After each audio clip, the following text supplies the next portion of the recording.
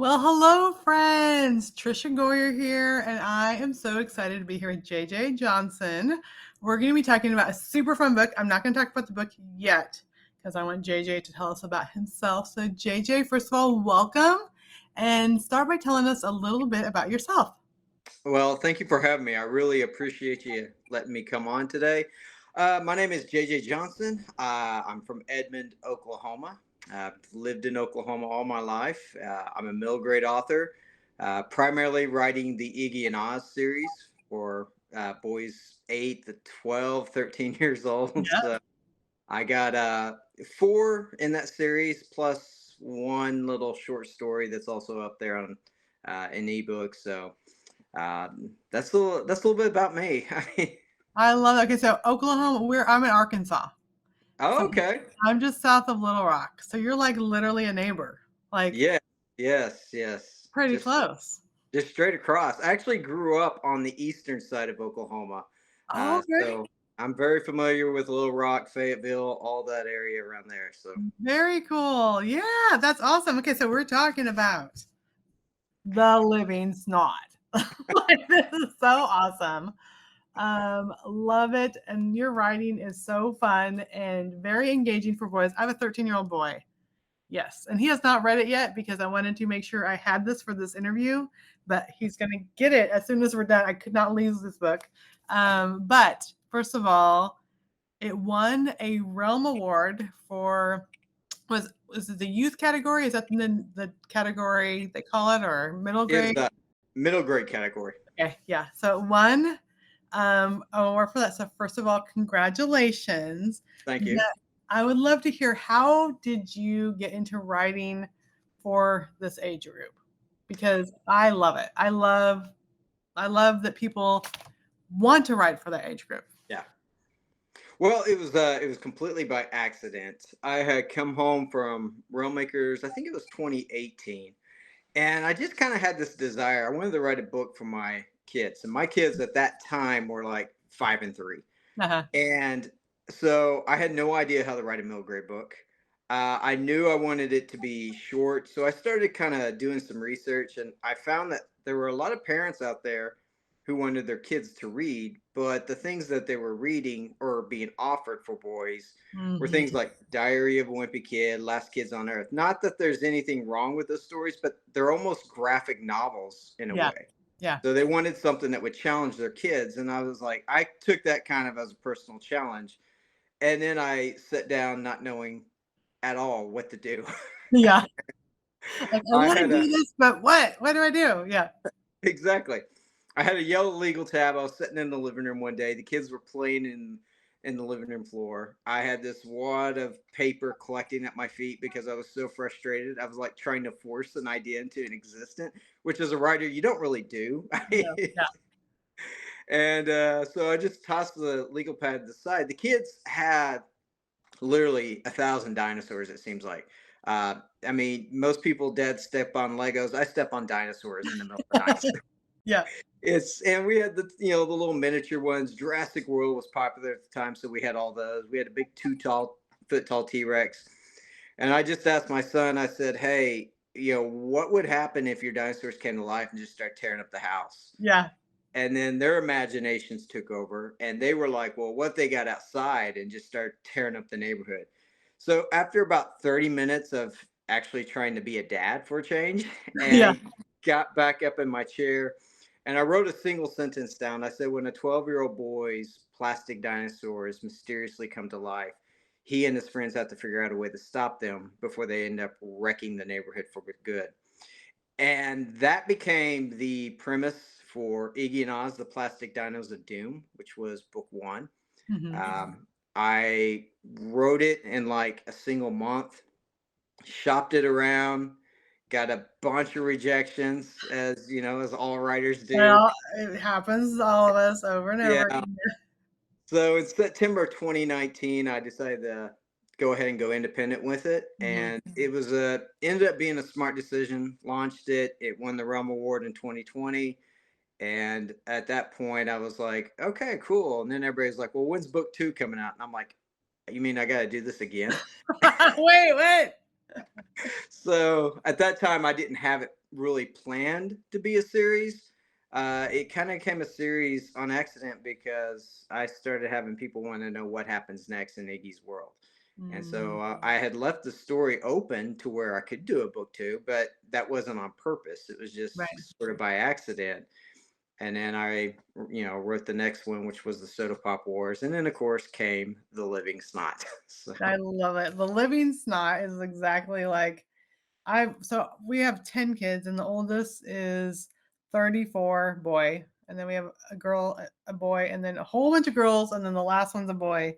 But I have been living with snot jokes and fart jokes and poop jokes for like ever. So you have to know what gets their attention. yeah, And I think it's true, like you talk about shopping it around. It's such a huge market, right. but people don't know how to do it, how to reach it, how to reach these readers, and so it's easier to go with stuff where they know how to do than to try something different. But the kids just want the books. The kids just want the stories, they wanna be entertained. So as we're talking about that, what kind of feedback do you get from kids when they're able to, like, totally dive into these books? The feedback I get most of all is really from the parents because I learned that, the influencers for writing and marketing middle grade really isn't who has the most social media followers. Sometimes it's the parents, the teachers, and the Mhm. school librarians. And I had a teacher build a lit unit around it. And I went, she said, Ooh. these kids never listen when I read a story, but they listened when I read Iggy and Oz. And then I started having parents sort of message me and say, my kid hates reading. And this is the first book they've ever sat down to just actually devour and Oh my read. gosh, like, that's the best And right there. right. And so at that point, I started thinking to myself, okay, what did I do? To be able to connect with reluctant readers. And the only thing I kept coming back to um, was just Iggy's voice in the story. Mhm. And, just the way he tells a story and just continuing to capture his voice as the narrator of the story. That's really one of the things I kept coming back Yeah, to is what's unique about Iggy and his voice and the way he tells the story. And so I think that allowed it to sort of connect with those reluctant readers. But that's the feedback I've gotten. And to me, I would take that over, tons of cells any day. To me, is just to see a kid get excited about reading who's never been excited about reading is absolutely thrilling. And I get those messages that I get is what motivates me to go ahead and write the next one. yeah. So, okay, so talk about the series and what's coming next. So you talk about writing the next one. Do you have more that's coming or Yes, okay. I just released Iggy and Oz: The Great Ice Cream Truck Heist back Oh, in on January 4th. So that launched in January. okay.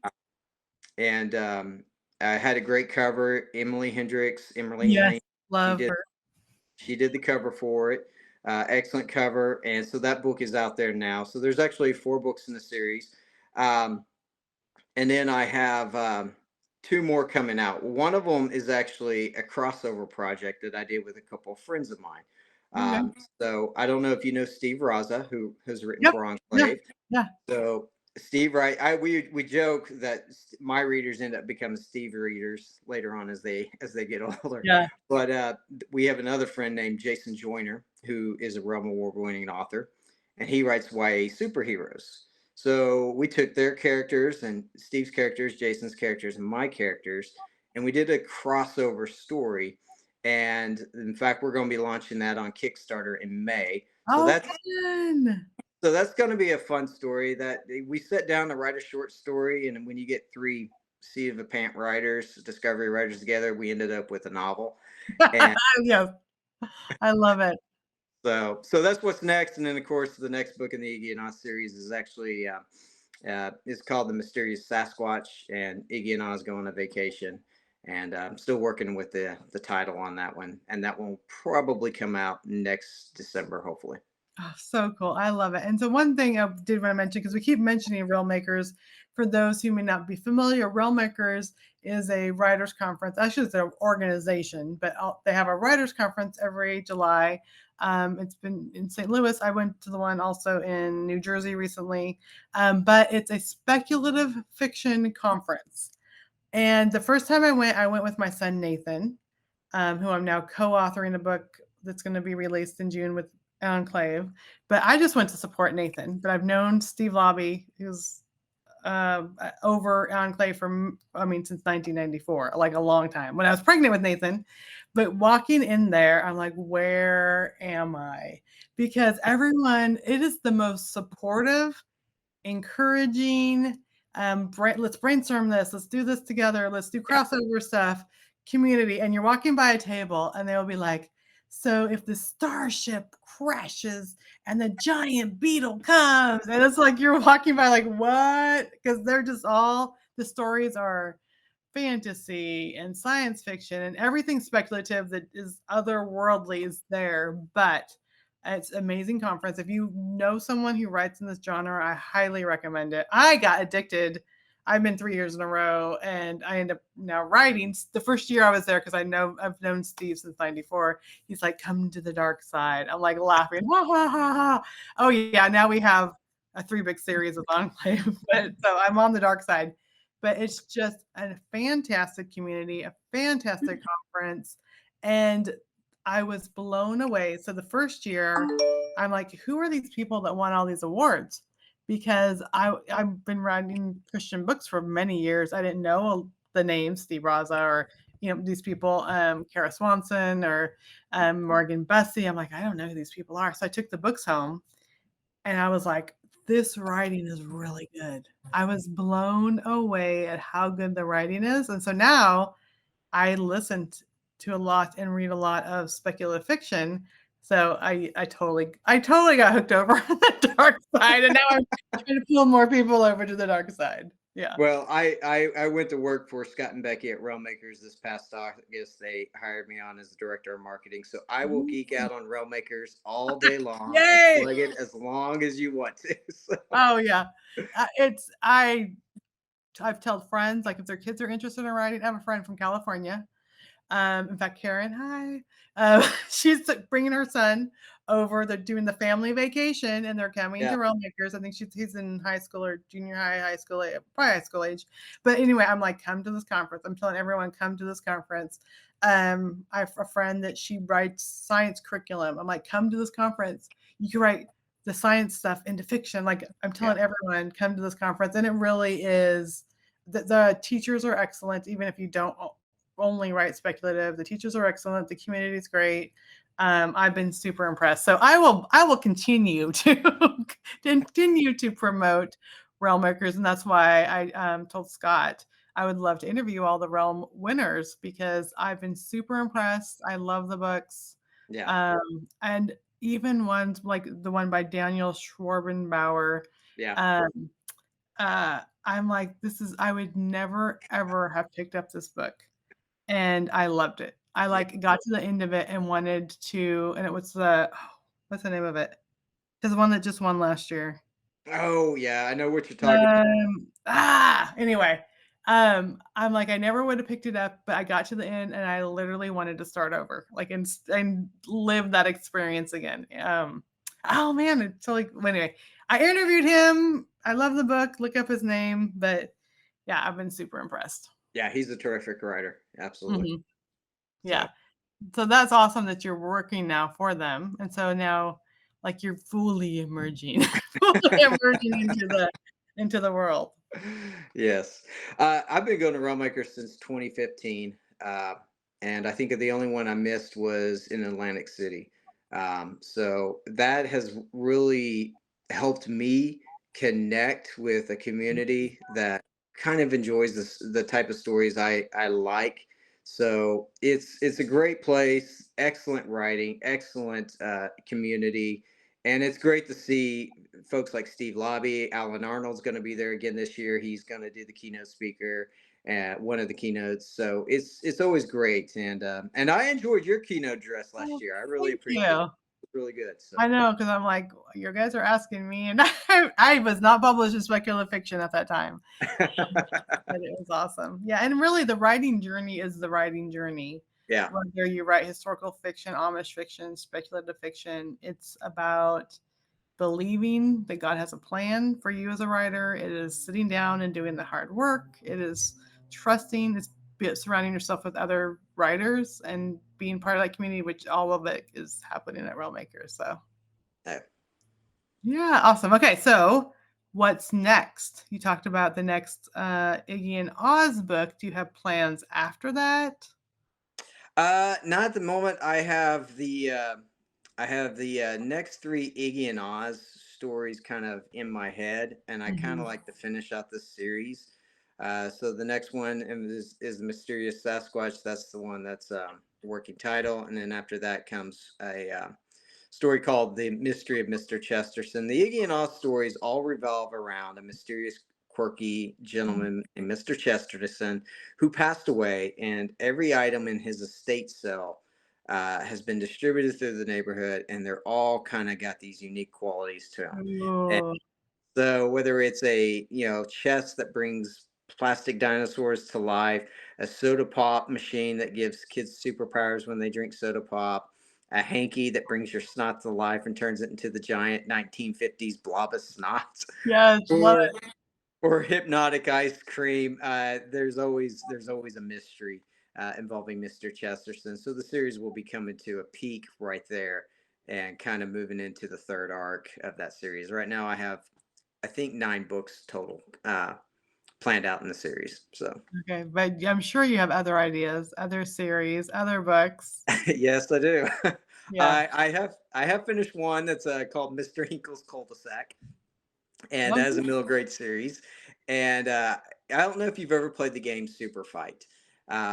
Super Fight is you're given a character, and then the character is given qualities. And one of my characters in a game of Super Fight 1 year at Realmakers was Mr. Rogers, and so I decided Oh to my gosh, I love it. I decided to turn Mr. Rogers into a villain in that story, which you can't really do with Mr. Rogers. Yeah. And so it's the story of a young boy who gets kind of pulled into a childhood TV show, but the host, Mr. Hinkle, has sort of lost his smile, and it's a story involving him.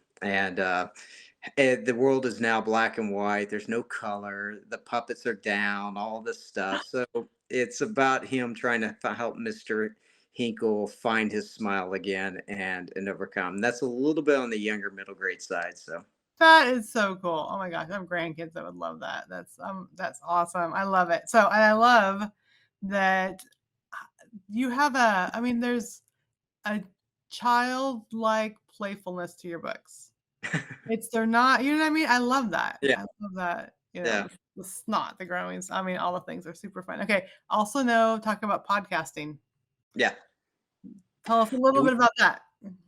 Well, I have a podcast called Geeky Dads Talk About Geeky Things. It's been on a little bit of a hiatus, but we have over 45 episodes out there. We're going to be coming back again later this spring. Um, and basically, I got tired of conversations around my favorite fandoms turning into political. Uh-huh. I just want to talk about my favorite spaceships with my friends and, leave the conversations aside and just have fun conversations. And I have a number of friends who are dads. I have a huge passion to write not only for boys, but I'd like to write some men's adventure and stuff like that too one day. And Mhm. so it was just kind of having that conversation with just other dads who not only are believers, but also like geeky things like playing video games or, watching science fiction television shows Yeah. or your favorite fantasy novels that we grew up reading, those type of things, and tabletop games, all that stuff. And that's basically what the conversation is centered on. Each episode is about 40 minutes long, give or take. But the conversation has just always been just revolves around some of our favorite things. That my friend Andrew Swearigan, who is writing with Jill Williamson over at Oh, yeah, yeah, yeah. He's in Sunrise. Sunrise. Yep. Sunrise Yeah. Sunrise Publishing. Yes. Anyway, he's writing one of her books. He and I did a 1980 series, and we're talking about our favorite movies from 1982, 1983, I 1984. love it. And so it's just about being just fun and geeky and having fun conversations and not letting the conversations get taken over by other conversations. So you need a geeky mom on there sometime. I Because have. I did a okay, 5 episode run where I had geeky moms talk about geeky okay, things. because And I'm all about the board games. oh, there we go. So I'll have to have you on sometime. so I got my son. I don't even know how many years ago. Dominion, the board game Dominion. Oh yeah. Okay. So then I got obsessed with Dominion, and so I have every expansion of Dominion. I think there's 13 of them. Oh wow. I have every expansion, and when my kids come over, I'm like, "Do you want to play Dominion with me?" My adult kids.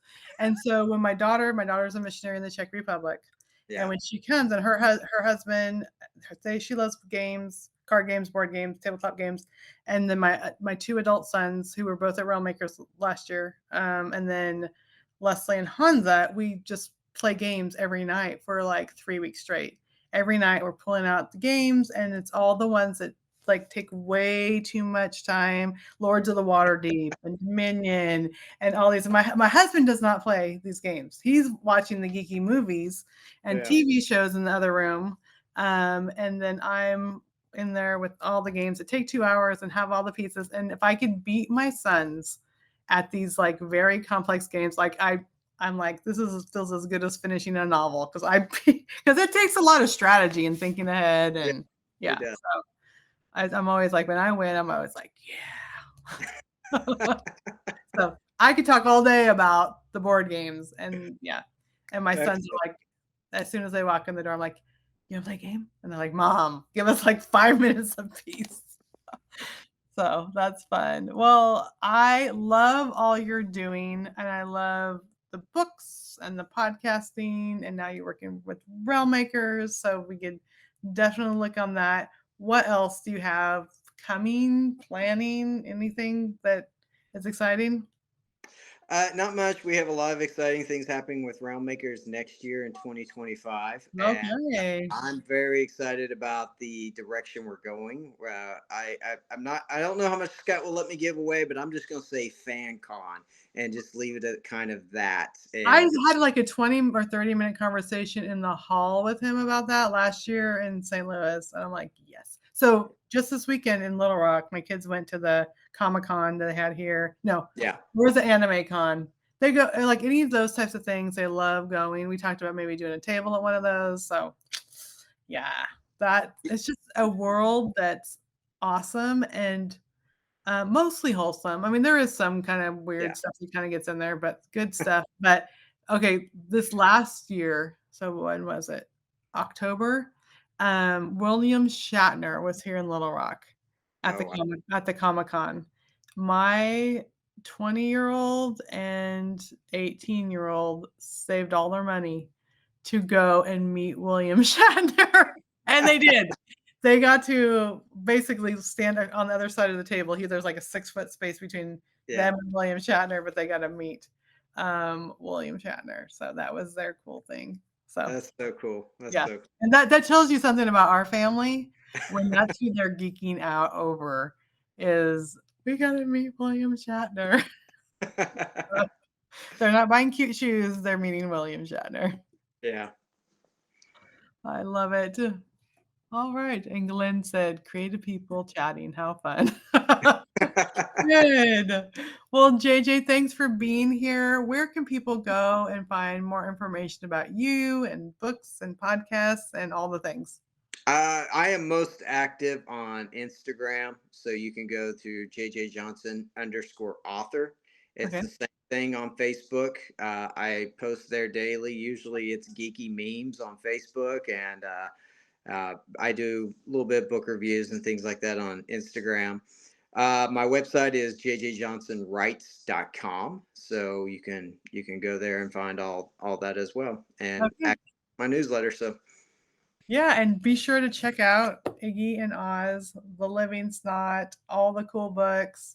You will not be disappointed. These make great gifts. So pick some up and have them there whenever you need to go to a birthday party. There's some books for you. There you So go. thank you, JJ, so much. Thank you for having me. I appreciate it.